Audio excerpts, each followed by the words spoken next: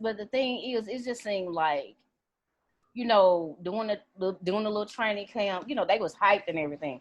But you know, once you know Justice went down, then Tyus went down. It just seemed like things were different. They are not out there having fun like they were. It just seemed like you know early in the season before the hiatus, you know, they were out there having fun when they. I haven't seen that. I haven't seen that at all. I think it's. I don't. I think it's easy for a young team to have fun when Mm-hmm. they're good and there are no expectations. Right. And that's one thing that we've had all season. Like people still weren't. We were bought in. Like, oh, we finna make the playoffs. Like I don't care. We don't care about Zion, Damian Lillard. You call them. We don't care. But now they're losing and they have the expectation. Mm-hmm. So, and nobody's taking them as a joke. Well, not that somebody took it as a joke, but you know what I'm saying? We see Memphis on the schedule. We know the hoop because that's a good team. Right. So I think they're dealing with the expectations and the losing, which can, you know, we see teams like the Knicks, like the Suns of the past, the Wizards, when these teams suck, they have all these morale issues because they're young, they suck, they have nobody to turn to. So they just got to, you know, sometimes you got to put your big boy pants on and just deal with it. If you lose, you lose. But like I said, at least lose with respect. Speaking of the Suns, have they surprised you in the bubble? I mean, like, wow. I knew they were decent. Like, I knew, like, there was a time at the beginning of the year where it was like, okay, the Suns, whatever. Mm-hmm. But, man, if Devin Booker keep hooping like this, I kind of, you know, if it's not us, I think I would rather see them just because I think I want to see him against the Lakers for 4 games, even though they might get swept. But, you know, they've been pretty good. They got good young players. Finally, they deserve it. They've been trash for like the last decade. So it's been kind of cute to see them be a good team. But, you know, it's just like they're without Kelly Oubre, Aaron Baines is not there. They really hooping. I mean, aren't they the only undefeated team in the bubble? No. I want to say them. And Orlando, maybe? Yeah, Orlando. It was the Spurs, but the Spurs just lost. Or the Pacers, because the Pacers, they've been balling out too. TJ Warren. And he was on the Suns. That's the funny part. They gave him away for nothing. For cash consideration. I wish they would have gave him to us. You know, it's just one of the things where you like, why couldn't it have been us that got TJ Warren? We need him. But yeah, Indiana and Phoenix are the only, and they play next, so that'll be a great game. Yes. Well, I enjoyed having you. I really appreciate. So you got to come back. Of course, you know I'm down. You like the auntie of NBA Twitter, like the way you look out for everybody. I know if I see you out, you're gonna make, you know, you want to come in for dinner, you need something to drink, like you put on for everybody Black, but especially Black women. So it's just anytime you say let's record, you know I'm down. All right, I really appreciate it. You know, I gotta come and talk to the Bunny gang ladies. You know, yeah, we gotta set that up. I ain't think about that, man. Right. Well, I really appreciate you being on. And I'll holler at you later. I'm getting ready to turn the record off. Okay. Welcome back to the Shot Show. I have a special guest. She's a good friend of mine. Her name is Jay Anderson. Hi, Jay. How you doing, girl? I'm good. How you doing, mama? So, introduce yourself to my audience. Tell them a little bit about yourself. Well, first of all, thank you for having me on your show tonight. Just to let all of your listeners know, I used to work for the Houston Texans in their media department during the season. So I did a lot of seasonal work for the Houston Texans and kind of cut my teeth in sports that way. I currently live in New York now, and where I used to host a podcast, Texans Central, on the Football Central Network, which is also based here on the East Coast. And I had that show for about 3 years. And I also used to write for Pro Player Insiders, which is pretty much about the ins and outs of your favorite athlete's favorite athlete. So I definitely cut my teeth in this industry and continue to cut my teeth because the work never stops. And I'm really excited to be on with Mother Sharon, who is like a mother to us all out here striving and trying to keep ourselves relevant and keep this industry moving forward. So you're into football. You're a football Mainly girl, huh? football, but I love sports. Period. I think there's not a sport that you can put me in front of that I'm not gonna be able to figure out and break down. Okay, so why do you think it's important for us to continue to advocate for Black women in the sports industry? You know what? It's important because it allows for a different perspective on how the game is viewed. I think our learning experiences as Black women, as Black people, period, our access to a lot of education and to the way that we even as from an athlete standpoint as well as from the journalistic and sports and media and entertainment, the way that we have to hone our skills a lot of the time is always for the most part outside of the box. Our training, Mm-hmm. our education, a lot of times not the traditional trajectory. So for us to have these opportunities that for a lot of times we don't get them and going the traditional route, I certainly didn't. And it's important to have people like that in the room because you get a different perspective. Somebody who didn't go just the cookie cutter route. They went to journalism school, they did an internship, and now they're there. Or not somebody who they were the best in their middle school, the best in their high school, and now they're there. It's good to have those people who took the non-traditional route. The person who was probably an undrafted free agent, the person who was probably working at McDonald's, who had a yearning passion for storytelling and had the ability to connect with people. That you need those types of people in the room because if not, you'll never have diversity. You'll never have a variety of the way that the stories are being told, and you'll lose the ever changing world that we live in. Our world, no matter how we like to look at it, it's still a melting pot and it's still ever moving forward. And so sports, entertainment, and everything else has to move along with it. It has to keep pace. Because if everybody looks the same, if everybody's telling their stories the same way, nobody's going to want to listen to that. And then you lose the audience, you lose your people because people want to hear stories, not just from people who look like them, but people whose lives mirror theirs in some way. Right, and then it's just sometimes it's just people we want different perspectives because it's just like I get tired of listening to podcasts.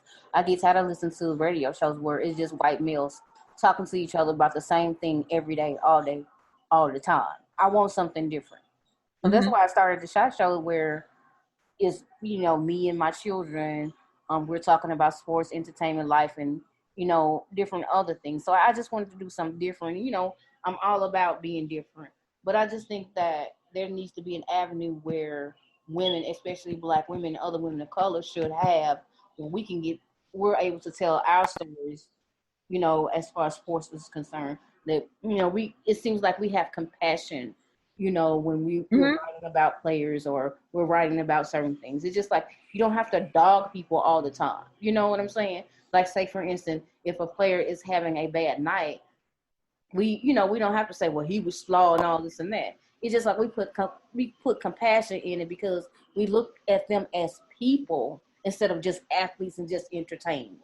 You know what I'm saying? And then, Exactly. and I think it's just like women, we put, you know, it's like we make them human and we put a special touch, on it. Because like with me, myself, like when I go in the locker room, when, I cover the Grizzlies, I look at those young men because I have sons like who are maybe older than them or the same age as them. And then I just don't look at them as just an athlete or whatever. And I try to have, give them respect and everything, because it's just like I'm a mom. And that's the way I look at them. It's just I'm not gonna say, well, he trash all this and then whatever. No, I don't do that. But I just think that women give a different perspective, and I think it's just that the trust level is I agree. And I think that there's a lot of opportunities for us.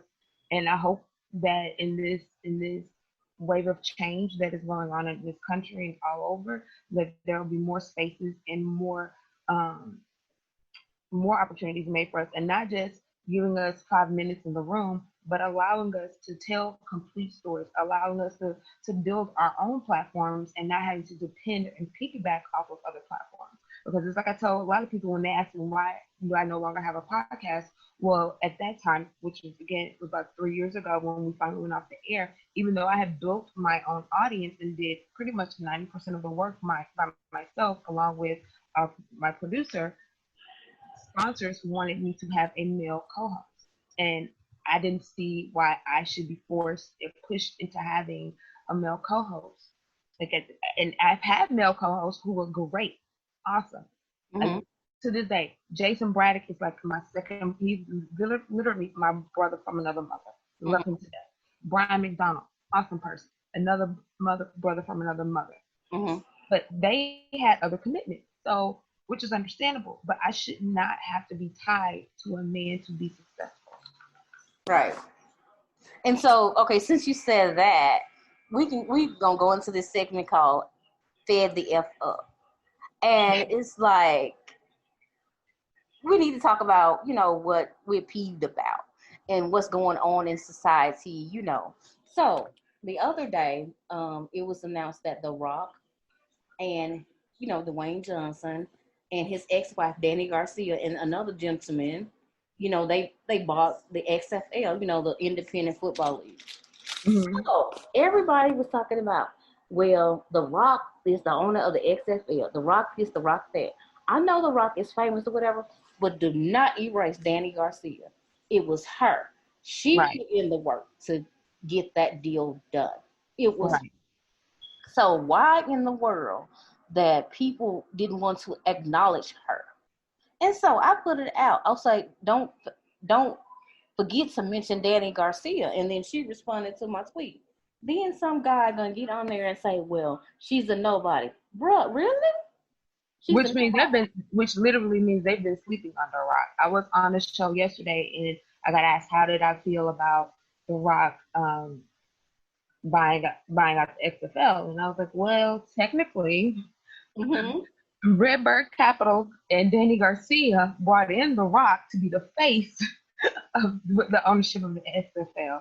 Not The Rock has purchased the XFL. He's part of a group, and he just happens to be the most visible face and the more that face that correlates to what the brand is particularly about.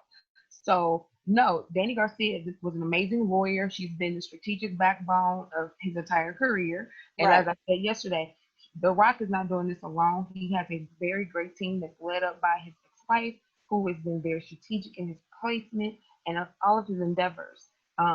So that's how I feel. I'm like, yes, Danny, yes, girl, lead the way. Right. And then it's just like she's a woman of color. He's a man of color. And then it's just like she's the boss. Really, it's just like she really is boss. Right, and then it's just like she's behind the scenes, but you look at her accomplishments. She got all these companies. They own what's it called? $7 companies and everything. It's just like she's the mastermind behind his career. So you do not erase her, and that just pissed me off, really. In terms of well, The Rock, he's out there, whatever, but he wouldn't be out there if it wasn't for her. Even though they got a divorce and everything. But hell, she do her job. She's good at what she does. So what are you fed the F up about? I'm fed up about everything. Today is one of those everything and nothing. It's one of those where you look and you see all these. I feel like women, almost feel like we're screaming into a void. We're saying, allow us, more representation, allow us more than 5 minutes on your show. And then you will have all these men who will say, yes, give women a chance and an opportunity in the room. Nobody's opening their doors yet. Nobody's opening their pockets and nobody's opening their doors. So I don't know what they're afraid of. I don't know if they're afraid that somebody's going to come and take their job. And then it's like, nobody wants your job. We want our own job. I don't want your job. I want you to pay. I want my own job. But if you're a man that has any type of position or power or influence, open the door for some of these women. Allow them to create a lane, because you clearly have more than one. Because a lot of these men who are on air and work in sports media do 4 or 5 different shows, have a show here, a blog there. Open the door for somebody. Say you have a woman come in and do a guest spot once a week. Allow that, open that door. Because not only is she going to shine, but you're going to shine, especially these days. Like, come on. I wish, it's literally, I want to, come on, man. Like, come on.